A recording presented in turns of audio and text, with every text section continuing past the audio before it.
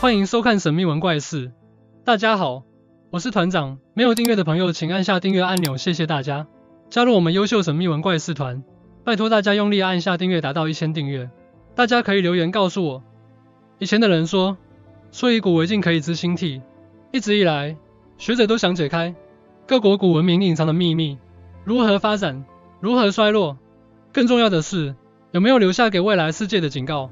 考古学家在2年前在苏丹发现了一块古埃及的巨石碑，上面有着象形文字，最近终于是破解成功了，上面竟然有着摩羯帝这个名字，而摩羯帝生活在距离现在大约是5000多年前，传说他拥有法力，甚至可以操控死灵，这是真的吗？另外还要前进，号称是最神秘的古文明玛雅，城市和居民一夜之间消失，到底发生了什么事？ Kill the Scorpion King! Send his army back to the underworld! 好几次被好莱坞搬上大荧幕的摩羯大帝，根据电影情节设定，他是5000年前埃及的部落领袖，不过他并非虚构的人物。2年前有研究人员在苏丹，过去曾经属于古埃及文明的一个河床，考古遗迹当中挖掘出了一块大石头，上面刻着许多神秘的象形文字。如今德国一间大学的考古团队宣布成功破解当中的圆圈，显示出这是一个地名的标志，而圆圈下方则有一只蝎子，大意就是摩羯的荷鲁斯的领地，而推测这应该是世界上现存最古老的地平标志。Who would become their only hope? I know the prophecy. I have seen it. 大约是在公元前3000多年，被称为摩羯大帝的领袖，英勇神武的统合了各部落，是世界历史上第一个领土国家出现阶段的重要人物，他也是古埃及法老王的创始人之一。It has been called the curse of the pharaohs. Tell them not to open it up yet. Tell them to hold off. Until now. 也有传说认为摩羯大帝拥有不可思议的力量，甚至能够唤醒王者来替他作战，但也有可能只是神话人物后丢下的趣谈。由于时代实在太过久远，依照现有的考古挖掘，只能慢慢拼凑相关的故事。现在巨石的谜团被专家给破解，但仍有许多未解之谜，等待考古学家继续探索研究。再转到中美洲，研究团队前进水下，这是墨西哥东部的尤加敦半岛地下水域，这里有一条长347公里的地下水道，有2个洞穴相连。对古代居住在这里的玛雅人来说，正是象征生死循环的地方。Nos da una enorme y maravillosa perspectiva para entender los patrones de asentamiento antiguos, cómo pudieron desarrollarse, nos hace entender de manera mucho más clara. 古玛雅人认为地下水道串接神秘的冥界，因此建造了非常多与地下暗河连接的进水口。玛雅人相信这些水道就是亡灵通往阴间的必经之路。 Starting around 800 AD, their sacred sites were abandoned, one after the other. Palenque. 事实上，玛雅人一直被称为是地球上最神秘的种族，突然崛起，又突然间消失。考古学家也发现，在西元909年，玛雅人突然停止大规模工程，避开北欧的土地，转向深山迁移。为什么要抛弃文明？是出于自愿，还是另有隐情？ Scholars believe that at its height, the classic Maya population may have been as large as 20 million. But after the collapse, up to 95% of the Maya were unaccounted for. We still do not know why they left their cities. Because of a sudden, they disappeared.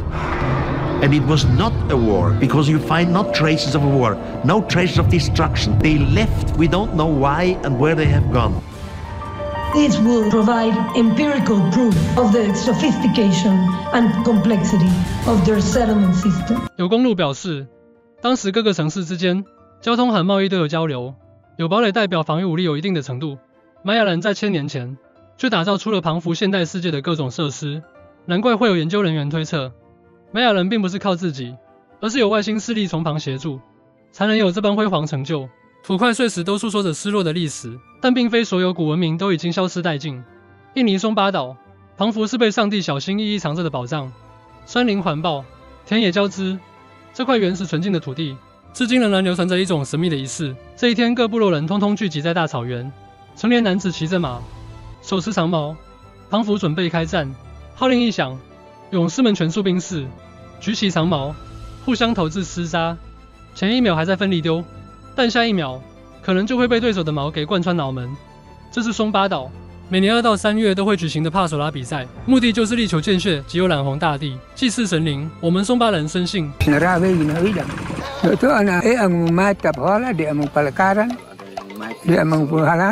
松巴岛人自古视血为圣物，在葬礼上面会杀狗或猪和水牛等动物，取血来饮用，这是不可或缺的仪式。其中呢，又以人血献祭最毁神圣。Part of the deep culture was that when you defeated an enemy, you take the head and also the feet actually. 松巴岛有12种不同的语言相互隔绝的氏族和文化，但所有部族都相信只有人血才能滋养大地。取悦众神以报庄丰收，因此在帕索拉比赛当中，豁出性命也在所不惜，长毛乱飞。不长眼睛，通常比赛会持续，直到多数人重伤到无法战斗才会停止。他们也相信，如果死在帕索拉战场上，灵魂将永远与祖先相伴。现代人根本无法想象的特殊仪式，仍存在于世界秘境的角落。这个世界上还有太多未知，正等住人类继续探索。高雄的左营是海军重地，这里有座龟山。在古老的传说当中，这龟山其实是一只已经修炼多年的龟精幻化而成的。但是从清朝的乾隆晚期到民国40几年，它却遭遇了3次的横祸。第一次是有2个墓碑堵住了它的鼻孔，第2次则是日本人修建道路，划伤了龟的脖子。最致命的就属第3次。据说当地人为了纪念参谋总者桂永清，因此盖了一座永清塔，而这座塔像是一只9寸钉，钉进了乌龟的头部。当地民众亲眼目睹莲池潭的潭水连洪了3年，这真的是龟精殒命的证据吗？民间更流传的蒋介石是龟精的转世，永清塔真的是他的克星吗？绿意盎然，让人心旷神怡。这里是高雄左营的莲池潭畔，在一片山明水秀的背后，藏着一个让人惊心动魄的传奇故事。那时候戒严时期，没人敢讲那么多啦。以这个才艺术哦，因为相传蒋介石是玄天上帝麾下哈那个乌龟来转世啊，所以讲以安圣公用这一只永清塔哈，就一个高顺钉哎，啊直接就钉在蒋介石的头上，一个报复的行为。永清塔的永清2字，纪念的就是已故参谋总长桂永清，他在1954年不幸身亡。桂永清呢，他在1954年7月1日升职做参谋总长。而在参谋总长就职的52天之后，因立即从公静置不起。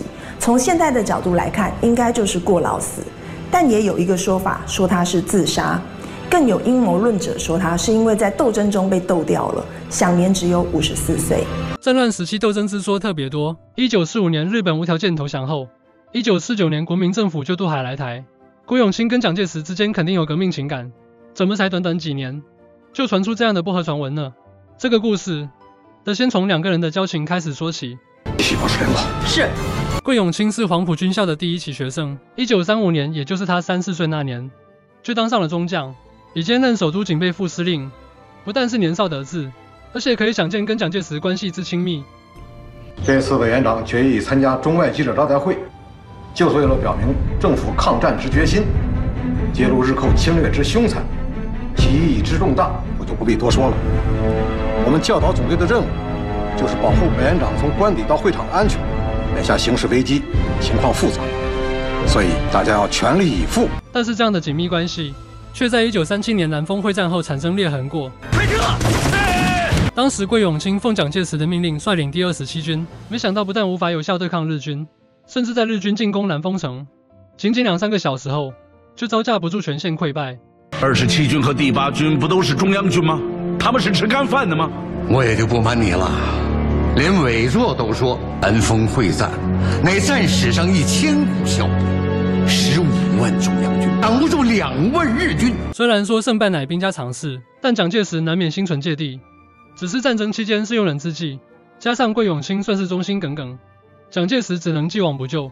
而桂永清一路战战兢兢，直到1948年，他被高升称为海军总司令。最近以来，苦了你们海军将士喽！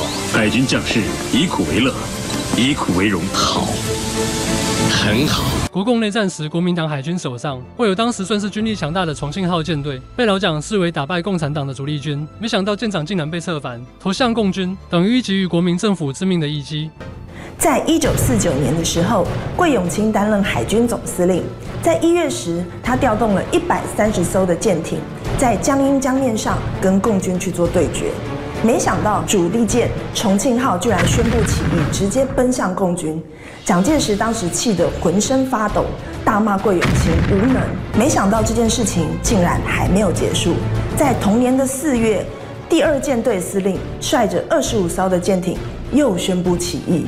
同时，在镇江方面也有27艘军舰向解放军去做投诚。